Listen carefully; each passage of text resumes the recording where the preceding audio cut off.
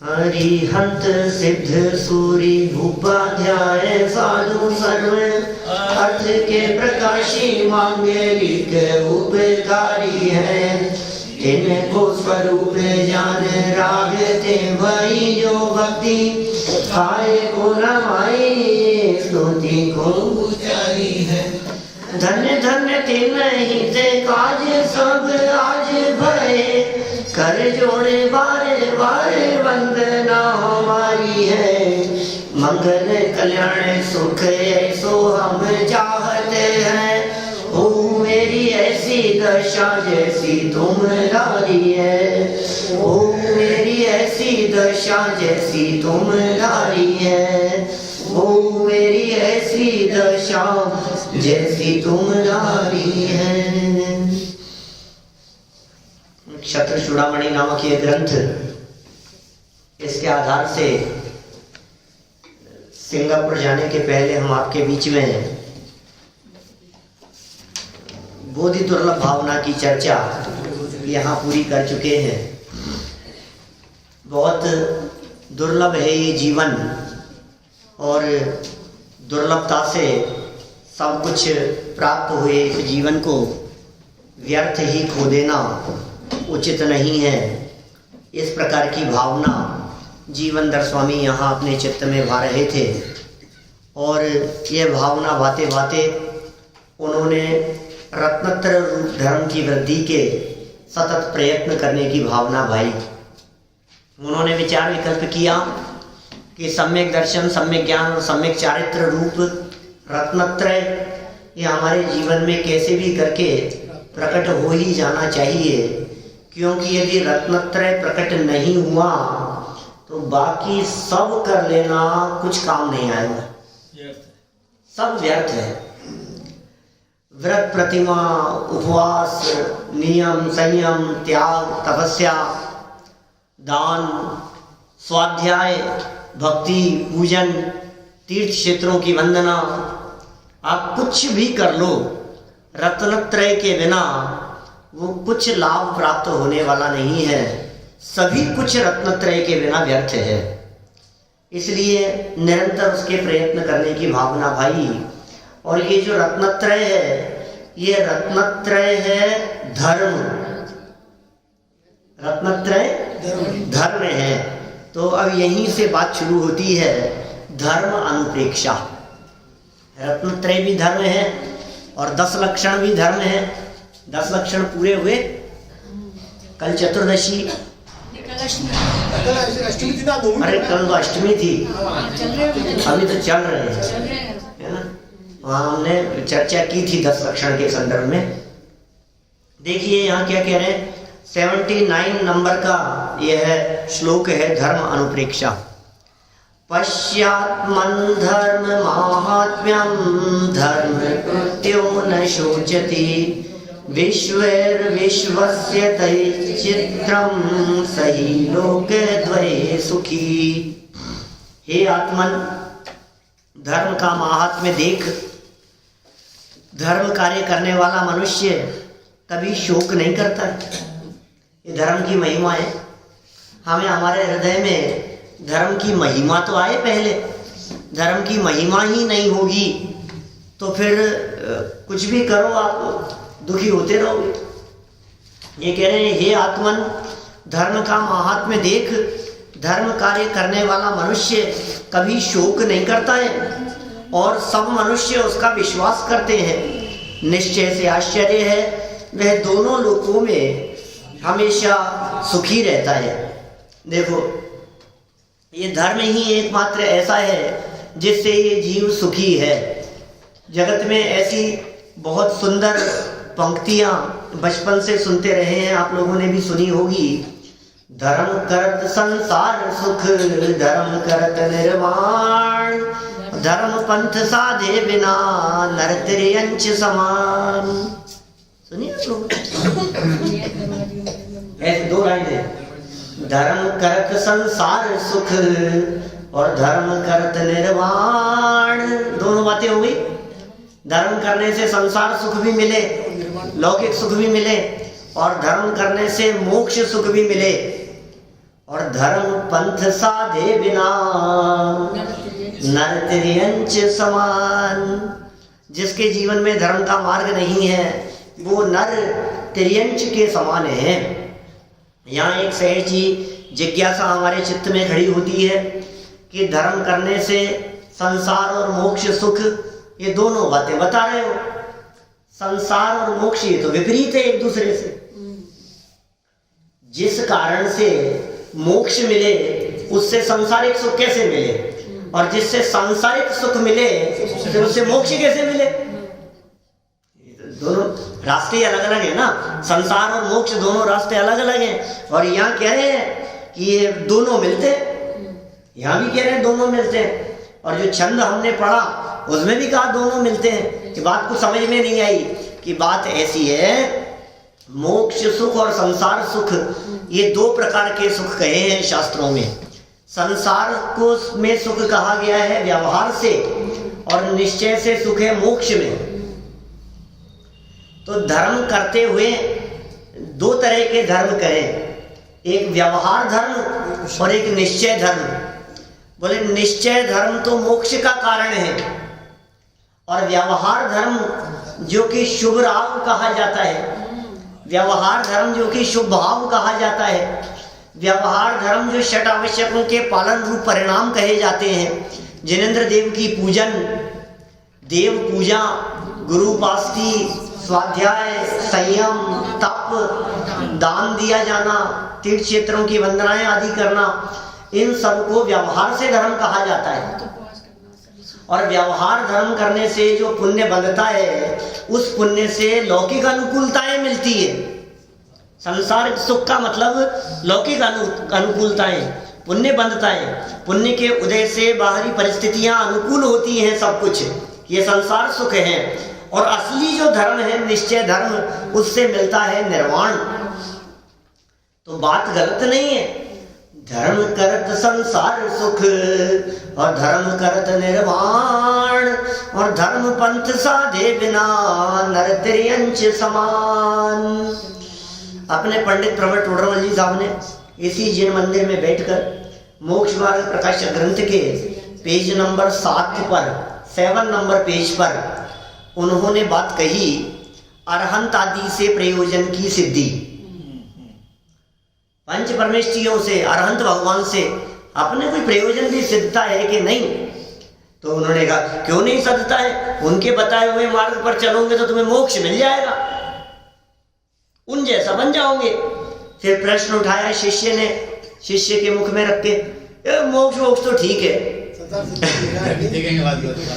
मोक्ष तो ठीक है, तो ये मतलब हमारे घर में शांति रहेगी कि नहीं? वो तो ठीक है, तुम ये बतलाओ हमारे परिवार में अनुकूलता रहेगी कि नहीं? तुम ये बतलाओ हमारा बिजनेस चलेगा कि नहीं, दुकानदारी चलेगी कि नहीं? तुम ये बतलाओ हमारी तबीयत ठीक रहेगी कि नहीं? और शब्द दिए पंडित जी ने कि लौकिक प्रयोजन की सिद्धि भी होती है क्या? तो पता है क्या कहा उन्होंने? अवश्य होती है, अवश्य होती है। आप हम यदि होते तो क्या जवाब? अरे नहीं लौकिक वौकिक कुछ नहीं। वो उन्होंने लिखा सब यहीं बैठ करके शास्त्र में लिखा कि तुम यदि भगवान की पूजन भक्ति करते हो तो तुम्हारे घर गृहस्थी के, व्यापार रोजगार के, शरीर आदि के ये सब प्रयोजन भी सधते हैं, ये सारे काम भी होते हैं, सहजता से होते हैं। कि साहब कैसे होते हैं? कि भगवान की भक्ति यदि तुम निस्वार्थ भाव से करते हो तो उससे जो पुण्य बनता है उस पुण्य से सब काम होते हुए दिखे जाते हैं। काम भगवान नहीं करेंगे, समझना, भगवान नहीं करेंगे, लेकिन जो तुम्हारे हृदय में जो भक्ति का भाव था, जो पूजन करने का भाव था, जो भगवान के गुणानुवाद करने का भाव था, ये भाव शुभ भाव था, ये भाव मंदकषाय रूप परिणाम था। इन परिणामों को उज्जवल परिणाम कहते हैं, और इन उज्जवल परिणामों से पिछला बंधा हुआ पाप पुण्य में कन्वर्ट हो जाता है, पुण्य में बदल जाता है। पूर्व का बंधा हुआ थोड़ा सा पुण्य वो विशेष रूप से फल प्रदान करने वाला होता है। और जब पुण्य प्रकृतियों का फल आता है तो सर्व प्रकार की अनुकूलताएं मिलती है। तो उन्होंने सिद्ध किया कि अरहंत भगवान से, सिद्ध भगवान से, पंच परमेष्ठियों से, नमोकार मंत्र बोलने से, इन सब से लौकिक प्रयोजन की सिद्धि भी होती है। लेकिन काम एक लाभ दो। हाँ, काम एक। अब कभी सुनो गजब की बात, ये सारा प्रकरण देने के बाद क्या आखिरी लाइन में जाकर के उन्होंने थोड़ा सा कस दिया। उन्होंने क्या कहा कि सुन भाई, होती तो है लेकिन ये प्रयोजन रख करके भक्ति करना ठीक नहीं है। दिमाग में ये बात रख करके यार मेरी तो तबीयत ठीक हो जाएगी इसलिए मैं जा आता हूँ यार, एक चक्कर लगा ही आता हूँ, महावीर जी जा आता हूँ, थोड़ा सा देखो भगवान थोड़ा सा सुन लेंगे मेरी भी। मतलब ये सोच के मत करना। बात समझ में आ रही है? लौकिक प्रयोजन रख के भगवान की भक्ति स्तुति करना किंचित भी योग्य नहीं है। अरे निस्वार्थ भाव से करो, भगवान के भक्त बन करके करो, भिखारी बन करके मत करो। प्रयोजन तो सत्य है, काम तो होते हैं धर्मात्माओं के, ज्ञानियों के, अपने आप सारे काम सदते हुए देखे जाते हैं। अरे तुम विकल्प करो और काम हो जाता है। इधर तुमने विकल्प किया और उधर वो काम हो गया। कहो नहीं किसी से कुछ आदेश देने की, निर्देश देने की, काम कराने की, कहने कोई जरूरत नहीं है। तुम्हें विकल्प आते ही काम होते हुए दिखाई देते हैं। ऐसा होता है, अपने आप इस जाति का पुण्य होता है। विशेष जाति की पुण्य प्रकृतियां बनती है धर्मात्मा जीवों के। इसलिए भाई ये यहाँ अरे लकड़ी घुमाते थे वो लोग, कहते थे कि ये जादू टोना करते हैं कुछ। बोलो, अरे इससे कुछ हो जाता है। समझाया था उन्होंने, ये आपने कहा वही समझाया था। हाँ, ऐसा नहीं, ऐसा नहीं, ऐसा साफ इनकार किया था। बहुत गलत फहमी है जी। सबको ऐसा लगता है देखो मैंने ऐसा किया था ना इसलिए ऐसा हो गया।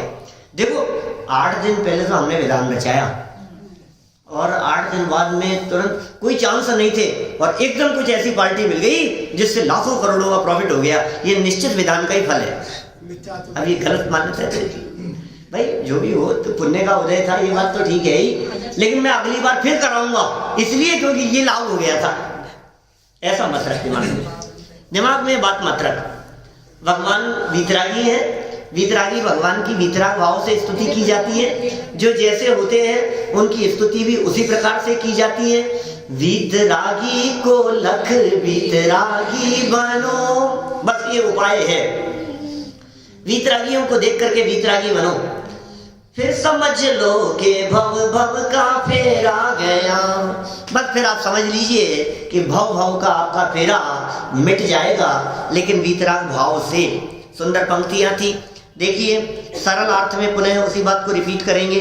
हे आत्मन, तुम धर्म की महिमा को तो देखो, ये धर्म की महिमा है। आज जितनी महिमा जगत में किसी की दिखाई, ये जो चमत्कार दिखाई देते हैं ये सब स्वयं होते हैं, महिमा धर्म की है। लेकिन ये धर्म की महिमा यहाँ इन्होंने लौकिक प्रयोजनों के अर्थ में नहीं कहा। ये धर्म की ही महिमा है कि धर्म करने वाले मनुष्य को दुख की प्राप्ति नहीं होती। तो फिर कोई व्यक्ति ये कहे कि धर्म करने वाले व्यक्ति तो खूब पैसे वाले होते होंगे, धर्म करने वाले व्यक्तियों को तो गाड़ी बंगला नौकर चाकर सब उसके कंट्रोल में चलते होंगे, धर्म करने वाले व्यक्तियों को तो अच्छे पद प्रतिष्ठा मिल जाती होगी। क्योंकि आप ये कह रहे हो धर्म करने वाला मनुष्य को दुख की प्राप्ति नहीं होती, दुखी नहीं होता। तो धर्म करने वाले व्यक्ति के तो परिवार में किसी का मरण नहीं होता होगा, क्योंकि धर्म फिर दुखी हो जाएगा। नहीं तो आप कह रहे हो धर्म करने वाला दुखी नहीं होता, तो धर्म करने वाले बीमार नहीं पड़ते होंगे कभी? धर्म करने वालों के तो नौकर छोड़ के जाते नहीं होंगे, क्यों भाई? धर्म करने वाला दुखी नहीं होता। भाई बात तो सच्ची कह रहे हैं, तू अर्थ गलत समझ रहा है। बात तो सच्ची कह रहे हैं कि धर्म करने वाला कभी दुखी नहीं होता, लेकिन इसका अर्थ ये है कि संयोग कैसे भी हो, धर्म करने वाला व्यक्ति उस परिस्थिति को देखना जानता है, उसके पास में नजरिया है, उसके पास में कला है, उसके पास में दृष्टिकोण है, उसके पास में एक विशेष प्रकार का चिंतन है, जिस चिंतन के दम पर, जिस बल पर वो सारी परिस्थितियों और संकटों को दुख की घड़ी में भी पार कर लेता है, वो जीत लेता है। उसे है उसके पास में कुछ एक ऐसी कला है, उसके पास में ऐसी कोई एक अद्भुत निधि है, उसके पास में विचार चिंतन करने का एक दृष्टिकोण, नजरिया, जड़ी बूटी है उसके पास में। ये कहना चाहते हैं ये धर्म जड़ी बूटी है, ये धर्म औषधि है, ये धर्म चमत्कारिक शक्ति है, ये धर्म जिसके हृदय में होता है। भक्तामर स्तोत्र में हृदय यस्य पुंस है, बार बार में इस तरह के शब्दों के प्रयोग किए। अंतिम श्लोकों में 38 से लेकर के 47 तक जो 10 श्लोकों में जो चर्चा की है, सब चाहे हाथी की बात की हो, चाहे सर्प की बात की हो, चाहे दावानल की बात की हो, चाहे भीषण जलोदर रोग की चर्चा की हो, सब जितनी बातें की है, आप हर श्लोक में बारीकी से देखेंगे तो आप पाएंगे भगवान ने नहीं कर दिया, एक जगह पर भी नहीं लिखा मान गंगाचार्य देव ने।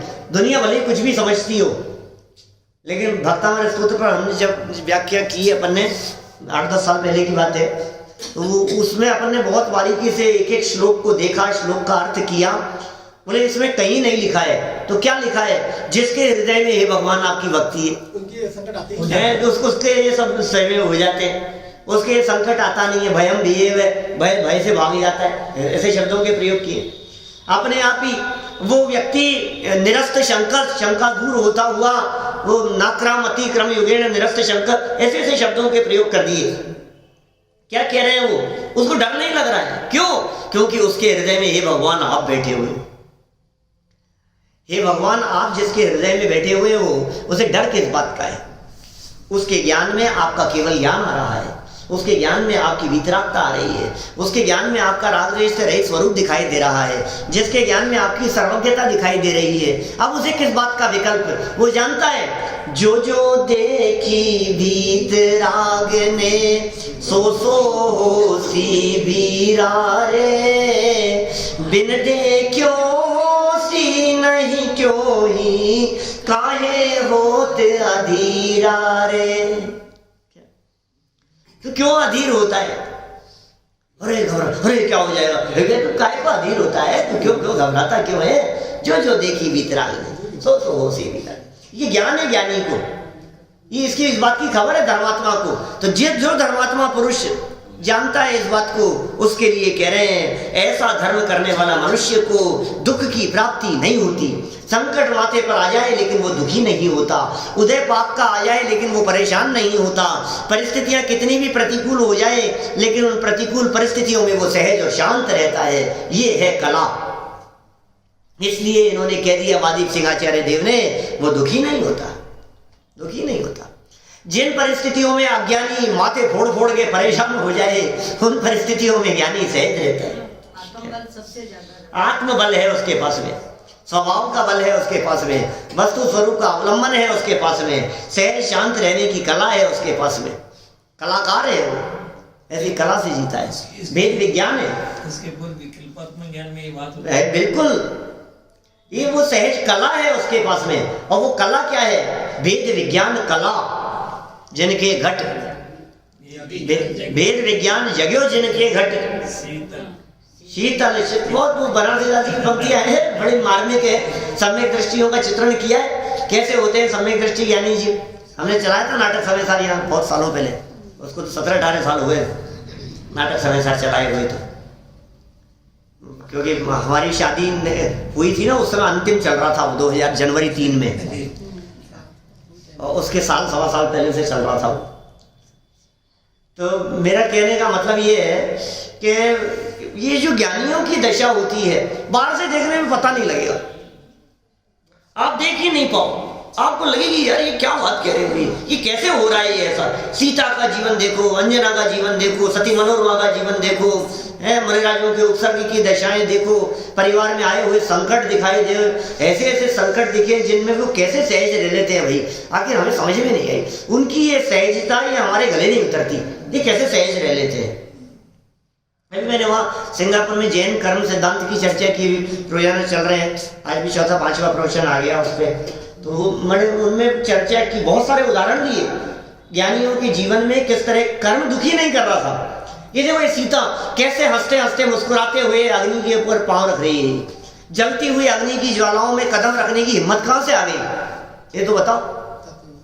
अरे जब मुझे तुम्हारे साथ में रहना ही नहीं है, जब मैं पिछले 25 साल से तुमसे अलग रह रही हूँ, जब तुमने जंगल में छुड़वा दिया था, अब तुम्हारे कहने से अग्नि परीक्षा का क्या मतलब रह गया? क्या काहे की अग्नि परीक्षा? क्यों धूम है? काहे को अग्नि में कूदने को तैयार हो गई हो?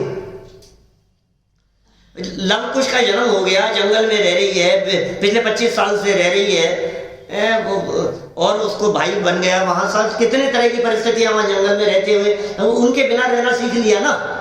और आज पहली बार मिले 25 साल बाद में, और लव कुश ने तुम्हें पता लगा कि ये तुम्हारे बेटे हैं, और आज तुमने शर्त लगा दी कि अग्नि की ज्वाला जलाओ यहाँ, ये अग्नि परीक्षा देगी, फिर मैं स्वीकार करूंगा इसको।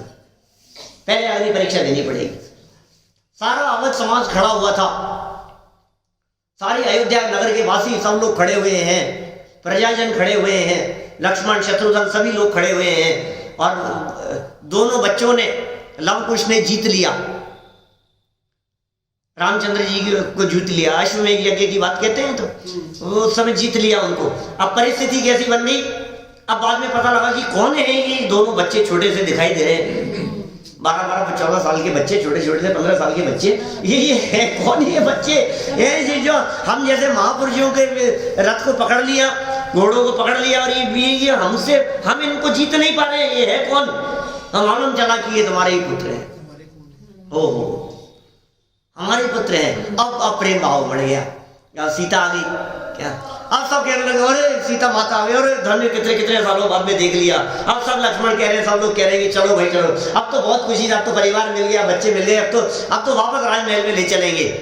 तो रामचंद्र जी कहते हैं कि भाई मैं ले चलूंगा तो सही, लेकिन एक बार पहले अग्नि परीक्षा करा लेता हूँ। बस देखो सर, अग्नि परीक्षा करा लेता हूँ। क्या अब ये वहां नहीं, उस समय नहीं हुई अग्नि परीक्षा। रावण के घर से आने के बाद अग्नि परीक्षा हो जाती तो फिर वन में नहीं छोड़वाता। समझ में आ रही है बात?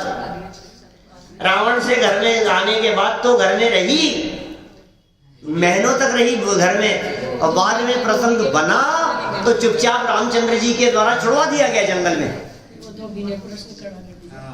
धोबी का विकल्प खड़ा हुआ ना, धोबी एक धोबी को बिना बतलाए और वो छोड़ कर कहीं दो और रह करके आ गई थी, ये ढूंढता रहा, मिली नहीं, और 5-7 दिन बाद में घर आ गई वापस। धोबी ने समझाया होगा जो कुछ भी झगड़ा हुआ होगा आपस में, और फिर धोबी ने रख लिया अपने घर में। धोबी ने अपने घर में रख लिया अपनी पत्नी को, तो उनके जो समाज के लोग थे उन्होंने धोबी को समाज से बाहर निकाल दिया। इन्होंने रख कैसे लिए? ये भी ठीक है क्या? वो दूसरे घर रह करके ये ना मालूम कहां से है, ये तो ऐसे है, इल्जाम लगाए उसके ऊपर, तुम नहीं रख सकते उसको, तुम्हें भी निकाल दे हम। तो धोबी ने बचाव में, अपने बचाव में बेचारे ने ये कहा कि सीता माता भी तो 6 महीने रावण के यहाँ रह करके आई थी। हमारे मर्यादा पुरुषोत्तम राम, राजा राम, उन्होंने भी तो रख लिया है, तो मैं रख रहा हूं तो कौन सा अपराध कर रहा हूं? हमारे घर का मामला है, तुम होते कौन हो बीच में बोलने वाले? ये बात घूमते फिरते हुए रामचंद्र जी के कानों में चली गई, और रामचंद्र जी के कानों में चले गई ये बात। अब वो तो विचलित हो गए, उन्होंने कहा यार ये तो बात गड़बड़ है क्या? और लोग ऐसा सोचेंगे कि ये रामचंद्र जी ने गलती की है, और जो भी उनके मन में आया विचार, तो उन्होंने तीर्थ यात्रा करने के बहाने सीता को भेज दिया सेनापति के साथ में कि जाओ तुम तीर्थ वंदना कराओ। और सीता चले गई बेचारी, और तीर्थ वंदना कराई, और वंदना कराने के बाद लौटते हुए रास्ते में जंगल में छोड़ने का आदेश दे दिया कि इनको भयानक जंगल में छोड़ जाओ, नगर से दूर, गर्भवती अवस्था में। पैर भी नहीं छोड़ा बोलो, पैर छोड़ सकते थे, आश्रम में छोड़ सकते थे, तीर्थ क्षेत्रों पर छोड़ सकते, कहीं भी कुछ भी व्यवस्थाएं हो सकती थी, दूर रह करके उसकी व्यवस्थाएं की जा सकती थी। गर्भ में बच्चे हैं और छुड़वा दिया जंगल में, और कोई बात नहीं। ये कैसी, देखो वहां की हिम्मत देखो आप सीता की, उस परिस्थिति में भी जंगल में जब सेनापति ने कहा कि मां यहीं पर आपको उतारने का आदेश है, इससे आगे नहीं ले जा सकता। अरे भयानक जंगल में अचानक रथ से उतरने के लिए कह दिया कि मुझे क्षमा करें, लेकिन यहीं आपको उतार देने का आदेश है। क्या करें बोले? क्या करती सीता? मैं तो कई बार उस दृश्य की कल्पना करता हूं, तो कभी आप लोगों के बीच में कहता हूं, पलट के मना कर देती, नहीं उतर रही तो क्या कर लेगा, तू सेनापति है, कर सकती थी। बोलो नहीं उतर रही, यहाँ जंगल में कैसे छोड़ करके जा रहा है तू? और तू कैसे जाएगा? पकड़ ले तेरे को, उसको पकड़ ले, तू भी नहीं जा सकता है, यहीं रहे। और तू बैठ करके रथ में जा रहा है, तो मैं भी पीछे से लपक करके बैठ जाऊंगी रथ में, नहीं रहूंगी यहाँ पे, कुछ भी कर सकती। एक बार तो तेरे साथ में चलूंगी, फिर उनसे निपटूंगी जाकर के, कैसे कैसे आदेश दे दिया ऐसा। वो समझते क्या? कुछ नहीं, एक शब्द नहीं बोला यार। ये क्या रामायण है ये कैसा जीवन है? धर्मात्मा थी वो, ज्ञानी थी वो। ये क्या करें, जब पाप कर्म का उदय होता है तो सफाई काम नहीं करती। क्या सफाई दो आप? उदय पाप कर्म का है, तुम क्या सफाई दोगे? काम नहीं करेगी। और उदय यदि पुण्य का हो तो अपने साफ सफाई देने की जरूरत नहीं पड़ती। वैसा पुण्य के उदय में सफाई देने की जरूरत नहीं पड़ती, और पाप के उदय में सफाई काम नहीं आती। तुम्हारी कोई सुनता नहीं है।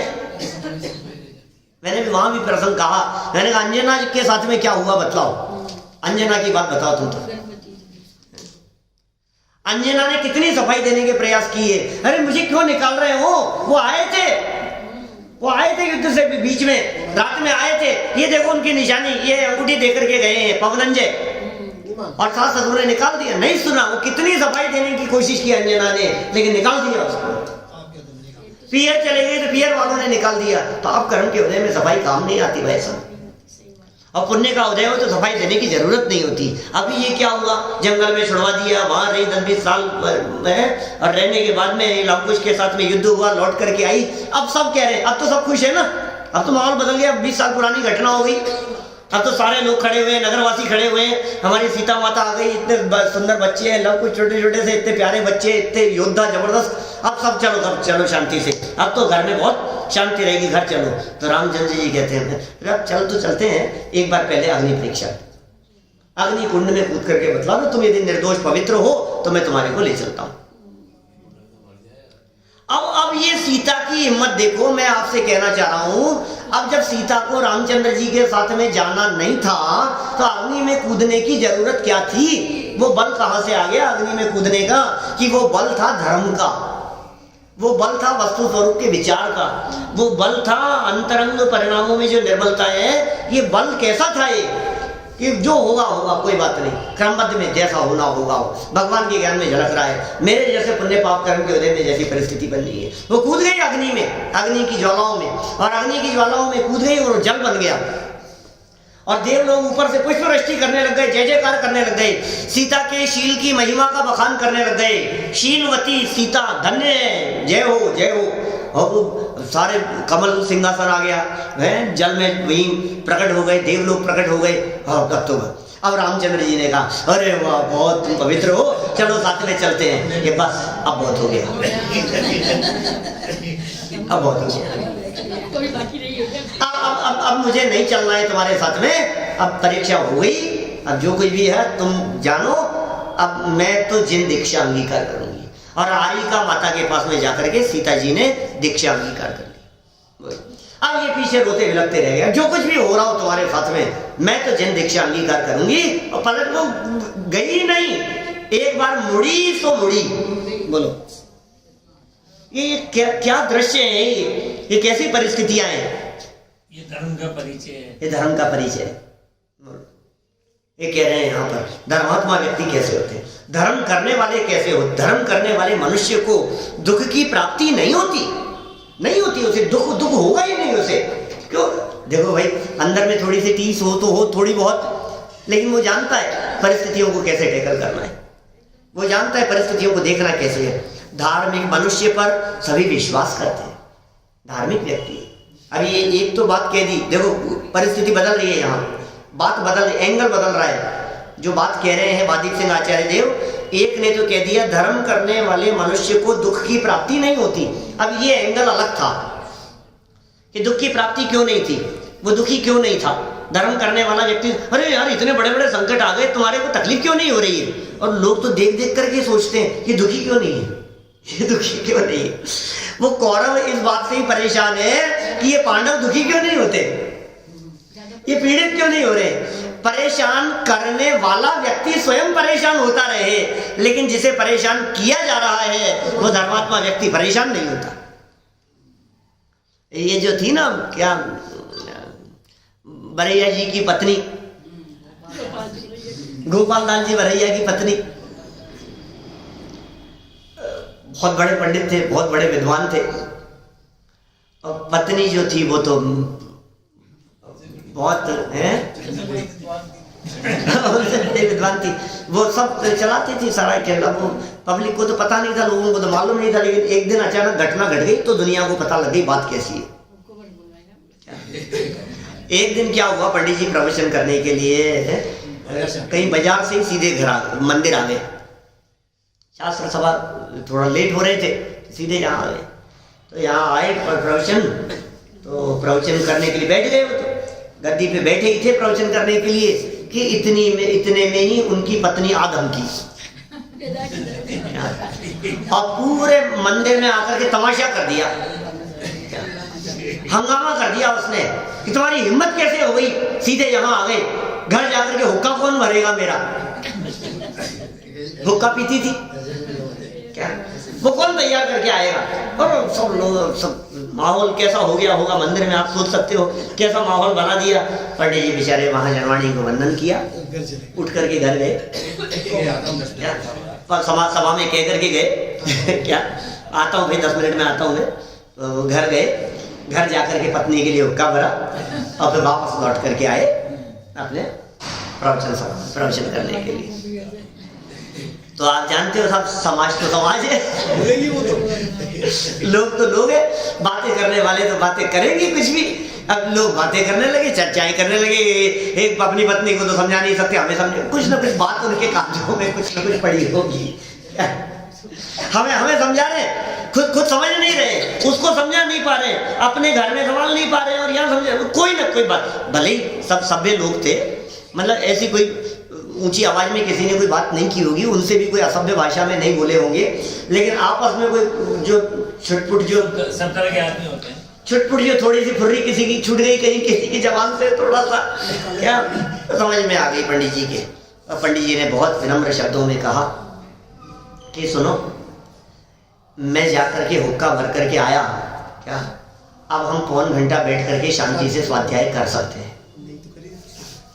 और यदि मैं नहीं जाता करने के लिए तो आज का हमारा स्वाध्याय चौपट हो जाता। बोलो, देखने का दृष्टिकोण है।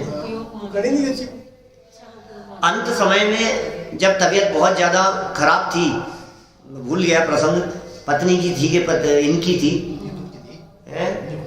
मरणासन्न अवस्था में थे, ये खुद थे। तो पत्नी ने बहुत कहा कि भाई मैंने आपको बहुत दुख दिया है, मैं क्षमा चाहती हूँ। अंत में पूरे जीवन भर उनसे काम करवाया, बर्तन मंजाए, घर में सारा काम उनसे, कपड़े धुलवाए, जो काम कर सकती थी, जो काम वो कर सकते थे उन्होंने सब किया शांति से। माने देखो कैसे कर रहे हैं, किस दम पर कर रहे हैं वो सब काम। और ये सब अंत में जब बात हुई इस तरह की, तो उसने क्षमा मांगी कि मैंने जीवन भर आपको बहुत तकलीफ दी है, बहुत परेशान किया है, मैं माफी चाहती हूँ। तो पंडित जी ने क्या जवाब दिया कि नहीं भाई, क्या तू तो मेरे लिए वैराग्यवर्धनी रही है, वैराग्य बढ़ाने वाली रही है। यदि तू अनुकूल होती क्या तो मैं तेरे राग में उलझा रहता, लेकिन ये तेरा बहुत बहुत उपकार है कि थोड़ा सा काम ही तो निपटाना था, काम निपटा करके मैं फिर अपने धर्म ध्यान करने के लिए, धर्म आराधना करने के लिए, ये तो तेरा बहुत बहुत उपकार है। माने ज्ञानियों के वचन किस प्रकार के होते हैं, उनकी सोच किस प्रकार की होती है। कभी कभी ऐसा लगता है वो कौन सी मिट्टी के बने होते हैं। एक तो कोई दुखी नहीं कर सकता, अब कितना दुखी करे बोलो, कोई व्यक्ति उनको कितना दुखी करे जिससे वो दुखी हो जाए। लेकिन दुखी होते ही नहीं होते दुखी। तुम कर लो, क्या करोगे तुम दुखी, परेशान करेंगे, क्या करोगे, मारेंगे, पीटेंगे, छीनेंगे, तोड़ फोड़ कुछ भी कर लेंगे, करो तुम करो, कोई बात नहीं, कर लो। अब यदि मैं सहज हूं तो तुम करके दिखा लो, कुछ भी बिगाड़ लो, चश्मा तोड़ लो, कोई बात नहीं, छीन लो, मारपीट मचा लो, करो तो सही, देखे कुछ भी, कुछ करने में समर्थ नहीं हो सकता। जब ज्ञानी धर्मात्मा पुरुष अंतर में सहज और शांत रहता है तो दुनिया की कोई ताकत उसे विचलित करने में समर्थ नहीं होती, क्योंकि कषाय भाव अंदर से जागृत होता है। बाहरी परिस्थितियां और प्रतिकूलताएं ये इस जीव को कषाय करवाने में समर्थ नहीं होती। ज्ञान कला है, ज्ञान कला है, ज्ञान की कला जिनके पास है। घरते निकारे तन विदारे बैर जो न तहां धरे। दक्षिण पूजन में क्या लाइनें कही है, क्या बातें कही। गाली सुन मन खेद न आनो, गुण को गुण कहे अयानो। कही है अयानो वस्तु छीने, बांध मार बहु विधि करे। घरते निकारे तन विदारे, वैर जो न तहां धरे हो। बोलो, लाइनों को खोल खोल करके बतलाओ तो बहुत समय चाहिए, इतना समय नहीं है हमारे पास, हम तो आगे बढ़ना चाहते हैं। लेकिन इतनी बात तो समझ में आ गई होगी आपके कि कितनी बड़ी परिस्थितियों की बात कह दी। गाली दे रहा है, बक रहा है, उल्टा सीधा कह करके पुकार रहा है, मार रहा है, वस्तु छीन रहा है, बहुत प्रकार की यातनाएं दे रहा है, घरते निकाल दिए, शरीर के हाथ पांव तोड़ दिए। ऐसी स्थिति में भी बैर नहीं है, शांत भाव है। क्या कारण है? आगे की लाइन कह दी, जे कर्म पूरब किए खोटे, सहे क्यों नहीं जियरा। अति क्रोध अग्नि बुझाए प्राणी, साम्य जल ले सियरा। अत्यंत क्रोध रूपी अग्नि को बुझा करके हे प्राणी, समता रूपी जल से उसका सिंचन कर। जो तूने पूर्व में खोटे कर्म किए हैं उनका फल तो तुझे ही भोगना पड़ेगा। दुनिया में और कोई उसमें कुछ भी करने में समर्थ नहीं है। ये चिंतन है उनके पास में। बाहर में कर्म के उदय का विचार है और अंदर में आत्म स्वभाव के अवलंबन का फल है। अंदर में वस्तु, त्रिकाली वस्तु का अवलंबन है। अरे मैं नहीं, मैं कर्म के उदय वाला नहीं, मैं उदय को भोगने वाला नहीं, मैं परिस्थितियों की तरफ देखने वाला नहीं, मैं ज्ञाता दृष्टा, मैं ज्ञायक, मैं प्रभु परमात्मा अंदर में देह दे वाले में विराजमान कोई अलग तत्व हूँ। ये कोई बात कुछ है, कुछ अलग हटके। ये कह रहे हैं देखो आप यहाँ अभी क्या होता है जब उसका ऐसा जीवन होता है तो कह रहे हैं धार्मिक मनुष्य पर सभी विश्वास करते हैं। हर व्यक्ति विश्वास करे नहीं वो धर्मात्मा है। मैं ये जैन विद्वानों की बात, जैन विद्वान नहीं, कोई व्यक्ति यदि जैन भी होता था, इतिहास गवाह है इन बातों का। मन्नालाल जी साहब, इतिहास इस बात का गवाह है कि कोर्ट में जैन व्यक्ति को गवाही देते समय वो प्रतिज्ञा नहीं दिलाई जाती थी। बोलो, इतना विश्वास था। ये जैन है ना, झूठ नहीं बोलेगा। ये जैन व्यक्ति है, ये धार्मिक व्यक्ति है, ये व्यक्ति झूठ नहीं बोलेगा। ऐसा नहीं जो कुछ कहूंगा सच के सिवा कुछ नहीं कहूंगा। लो प्रतिज्ञा, शास्त्र आगे कर दे रहे हैं। नहीं भाई साहब, ये प्रतिज्ञा दिलाने आज प्रतिज्ञा दिला करके हो क्या रहा है? सब झूठ साथ, सब हर आदमी प्रतिज्ञा लेकर के बोल रहा है। पक्ष वाला भी प्रतिज्ञा लेकर के बोल रहा है, विपक्ष वाला भी प्रतिज्ञा लेकर के बोल रहा है। दो में से सच्चा तो एक ही होगा।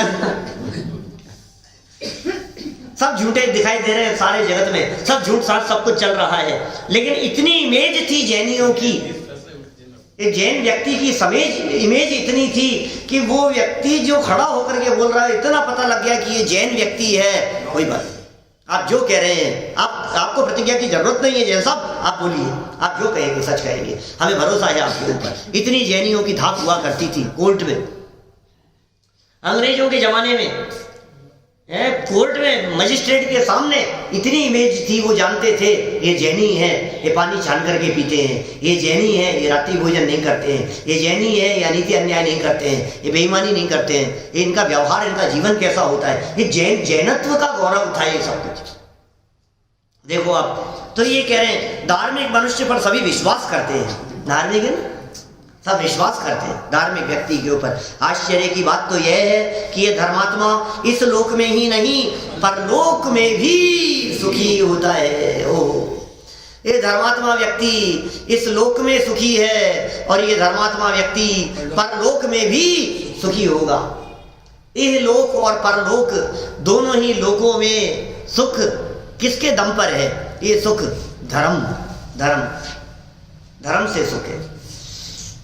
व्यक्ति दुनिया में जितने मिलते हैं दिखते हैं, सब संपदा से सुखी होना चाहते हैं, सब वैभव से सुखी होना चाहते हैं, सब संयोगों से सुखी होना चाहते हैं। और यार कितनी अच्छी चीज है, तू इससे सुखी हो रहा है, होना चाहता है। सुन, दुनिया में जो कोई भी व्यक्ति संयोगों से सुखी होने का प्रयत्न करेगा वो व्यक्ति दुखी हुए बिना नहीं रहेगा, क्योंकि संयोग परमानेंट नहीं है। आपने अपना सुख संयोग से माना ना। अच्छा, अच्छे कुर्ते से यदि सुख मान रहा है तो तू समझ ले ये कुर्ता परमानेंट नहीं है। अच्छी गाड़ी से सुख मान रहा है तो गाड़ी परमानेंट नहीं है। अच्छे मोबाइल से सुख मान रहा है तो ये चीज परमानेंट नहीं है। अच्छे संयोगों से, अच्छी परिस्थितियों से तू सुख मान रहा है, हम ये कह रहे हैं ये परिस्थितियां परमानेंट नहीं है, तुझे 100% दुख का सामना करना पड़ेगा। इसलिए तू इनसे सुखी होने की वृत्ति छोड़ और स्वभाव से सुख का अवलंबन कर। अपने अंतर में देख, स्वभाव अंतर में सुख है, सुख तो यहां से मिलेगा। सुख तेरे भीतर भरा उसका कर श्रद्धान। क्या सब कितने सुंदर बात कह रहे हैं विनय जी। सुख तेरे भी भीतर भरा उसका कर श्रद्धान, फिर क्यों बाहर खोजता स्वयं सुख की खान, स्वयं सुख की खान। व्यक्ति अपनी सोच से और अपने चिंतन से ही दुखी है। अपनी सोच, अपना चिंतन, अपना ज्ञान, अपना श्रद्धान और अपना चारित्र ये बदलकर, अपनी श्रद्धा बदलकर, अपनी मान्यता और विश्वास बदलकर ये व्यक्ति सुखी हो सकता है। ये कह रहे हैं इस लोक में भी अपनी मान्यता के दम पर सुखी है और परलोक में भी अपनी मान्यता के दम पर सुखी हो जाएगा। उसे मरण का भय नहीं होता, उसे मौत की चिंता नहीं होती, उसे मैं मर जाऊंगा इस बात का डर नहीं होता। मौत क्या बिगाड़ लेगी मेरा? मैं नहीं मरने वाला एक तत्व हूं, इस शरीर के भीतर रहने वाला एक ऐसा तत्व हूं जिसका मरण नहीं होता, जिसे मौत नहीं आती, जिसको मृत्यु नहीं आती। देह बदलती है उसी तरह से बदलती है जैसे वस्त्र बदलते हैं। इससे क्या फर्क पड़ता है? ये सोच और चिंतन ज्ञानियों का बदलता हुआ दिखता है। तो इस तरह का चिंतन जब ज्ञानियों का होता है और सोच होती है तो फिर वे दुखी नहीं होते। इस तरह ये बात यहाँ कही गई। इसी बात को आधार बनाकर कुछ और विशिष्ट चर्चाएं आगे की गई हैं। आगे प्रसंग बतलाया है जीवेंद्र स्वामी का चिंतन किस तरह से आगे ये धर्म का चिंतन करते हुए और बदल रहा है। इसकी कुछ और विशेष चर्चाएं आगे की हैं, जिनकी चर्चा फिर कल हम यथा समय आगे बढ़ाएंगे। अभी की बात को इन्हीं बातों के आधार पर हम विराम देना चाहते हैं कि हमारा श्रद्धा, हमारी मान्यता, विश्वास बदलना चाहिए। ओम।